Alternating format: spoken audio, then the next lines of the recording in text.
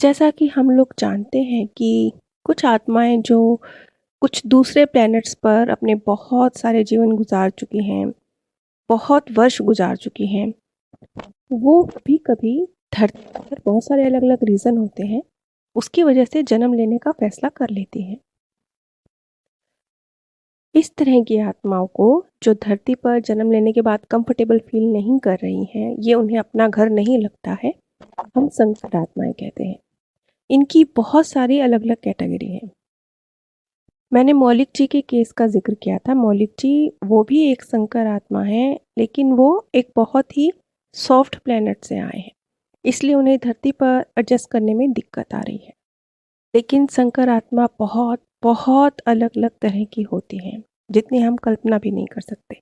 लेकिन अगर हम बस ऊपरी तौर पर इन्हें डिवाइड करें तो हम 3 भागों में बांट सकते हैं। एक, जैसा कि मैंने मौलिक जी का ज़िक्र किया था कि वो कितने एक पोलाइट व्यक्ति हैं और एक मानसिक जगत से आए हैं, तो धरती पर एडजस्ट करने में उन्हें दिक्कत है।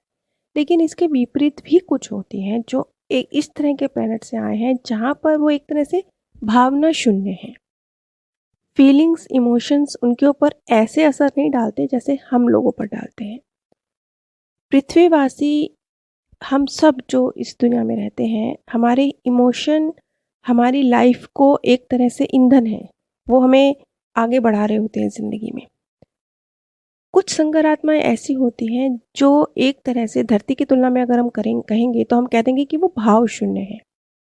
ये चीज़ आमतौर पे नेगेटिव वे में कही जाती है, यानी किसी को दर्द दे देना या कुछ बहुत किसी की तकलीफ देखना और इस बात का बिल्कुल भी असर ना होना, या किसी को दर्द देना लेकिन बिल्कुल भी कोई पछतावे की भावना, कोई दर्द की भावना या उसके इमोशन को समझना कि मैंने उसे चोट पहुंचा दी, उसे कितनी तकलीफ होगी, ये उनमें नहीं होता। ये इस तरह की आत्माएं हैं जो कुछ कठोर प्लैनेट से आए हैं जहाँ पर इमोशंस की ज़्यादा जगह नहीं है, या इतने इमोशन जैसे पृथ्वी पर हैं वो क्रिएट ही नहीं होते, तो वो एक तरह से भाव शून्य है। तो जो इस तरह की आत्माएं होती हैं, इन्हें जब धरती पर जन्म लेने का ये फैसला करती हैं, तो ये फैसला बहुत सोच समझ के किया जाता है। कुछ आत्माएं उन्हें बर्थ दिया जाता है, लेकिन यहाँ पर भी अगर कोई आत्मा जो इस तरह के एक सख्त प्लेनेट से आई है, धरती पर आकर कुछ गलत कार्य करती है, मतलब किसी को चोट पहुंचाना और बिल्कुल इमोशन रहित एक भाव के साथ कार्य करती है, तो फिर फ्यूचर में उसी प्लेनेट की जो अन्य आत्माएं हैं उन्हें धरती पर नहीं भेजा जाता, उस पर रोक लगा दी जाती है।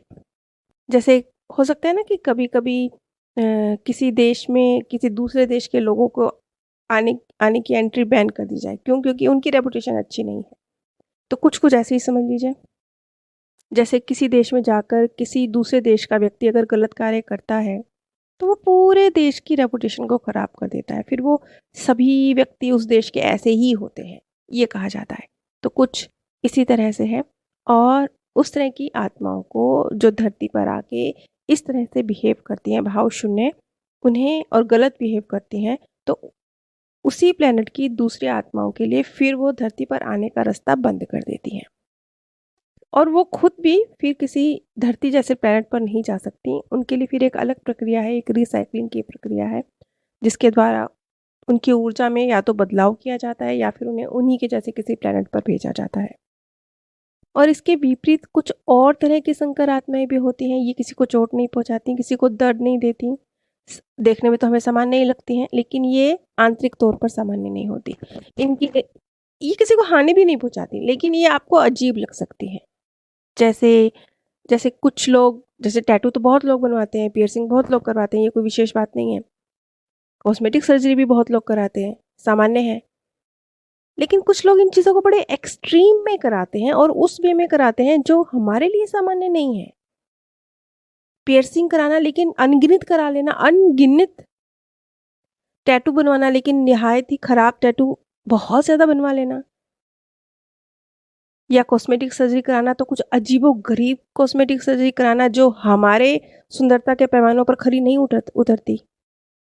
ये भी कुछ इसी तरह की सोल्स होती हैं जो अब तक किसी दूसरे प्लेनेट पर वक़्त गुज़ारते आई हैं, पृथ्वी पर आई हैं। अब इनको भी नहीं पता, लेकिन इनके सबकॉन्शियस माइंड में कहीं न कहीं सुंदरता के पैमाने और अच्छे लगने के पैमाने वो कुछ और हैं, जो पृथ्वी से मैच नहीं करते।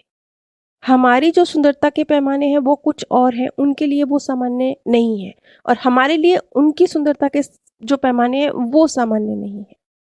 ऐसे समझ लीजिए जैसे कभी-कभी कुछ आदिवासी कबीले होते हैं ना, तो आप देखेंगे कि वो अपने नेक पर ऐसे कुछ गले में डालते हैं कि उनकी नेक बहुत लंबी हो जाती है। अब अगर हम शहर वाले लोग देखेंगे तो हमारे लिए ये सुंदरता का पैमाना नहीं है। इतनी अननेचुरल तरीके से लंबी गर्दन, उसे हम सुंदर नहीं मानेंगे, लेकिन वो मानते हैं। उनके लिए ये एक प्लस पॉइंट है कि कितनी अच्छी खूबसूरती है कि गर्दन कितनी लंबी है। इसी तरह से जो दूसरे प्लेनेट की आए आत्माएँ हैं, जो इस तरीके से बिहेव कर रही हैं, उनके लिए वही सुंदरता का पैमाना है। वो जब हमारी तरफ देखती होंगी तो उन्हें हम अजीब लगते होंगे। मुख्यतः हम ये जो संकर आत्माएँ होती हैं, इन्हें इन्हीं 3 कैटेगरीज़ में बाँट सकते हैं। इसके अलावा भी इसी कैटेगरी में कुछ कम या ज़्यादा के स्तर पर बहुत अलग-अलग तरह की आत्माएँ हो सकती हैं। वो अपने प्लैनेट के अनुसार बिहेव करती हैं। कई बार तो ऐसा भी होता है कि उनकी जो शारीरिक क्षमताएँ हैं, वो भी हमसे बहुत अलग हो सकती हैं, क्योंकि वो उनके लिए सामान्य है, उनकी शारीरिक क्षमताएँ, वो उनके लिए सामान्य है।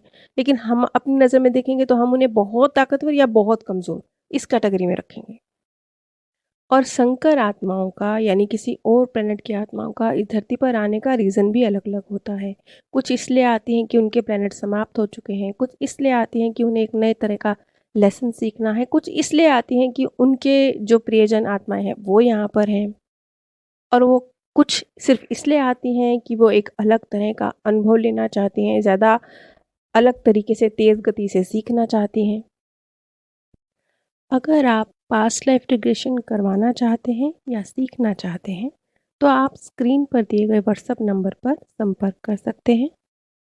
आप सभी पर परमात्म सौंदर्य, प्रेम और आनंद सदैव बरसता रहे। आप सभी दिव्य परम धाम में स्थान प्राप्त करें।